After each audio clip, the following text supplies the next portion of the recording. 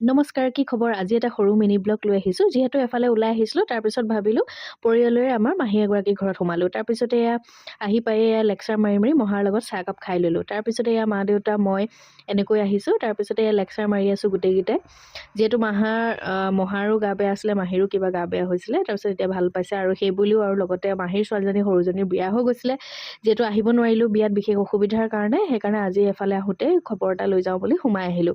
তাৰপিছতে চাহ দিলে, পেট পূজা হ'লে। তাৰপিছতে আকৌ পেট পূজা কৰিবৰ কাৰণে মাহীয়ে ইমান লৰালৰি কৰিছে যে লুচি খাইহে যাবি। তাৰপিছতে এয়া লুচি বনাই আছে, মই গৈ পাকঘৰত লেকচাৰ মাৰি আছোঁ আৰু মাহীক কৈ আছোঁ যে পেট ভৰি আছে, যিহেতু আমি ৰাস্তাত হোটেলতে ভাত খাই দিলোঁ, দিনত লাঞ্চ কৰি দিলোঁ।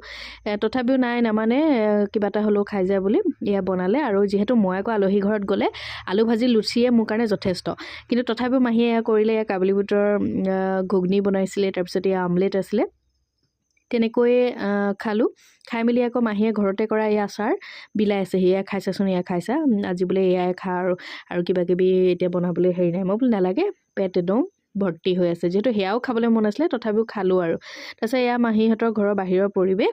তাৰপিছতে এয়া আপোনালোকক অকণমান দেখাই দিলোঁ আৰু আজি এতিয়া ইয়াৰ পৰা এতিয়া ঘৰলৈ বুলি যাম। তাৰপিছত ঘৰলৈ বুলি যাওঁতে আকৌ কথা এটা হ'ল নহয়, ৰাস্তাতে এগৰাকী অচিনাকি মানুহক লগ পালোঁ, বৰমা এগৰাকী। তেওঁ হেনো ঘৰটো বৰ দূৰ। তাৰপিছতে ৰাস্তাতে উঠিলে, কিন্তু তেওঁ ঘৰ পাৰ হৈ বহুত দূৰ পালেগৈ আমাৰ লগত, ৰাস্তাই চিনি নাপালে।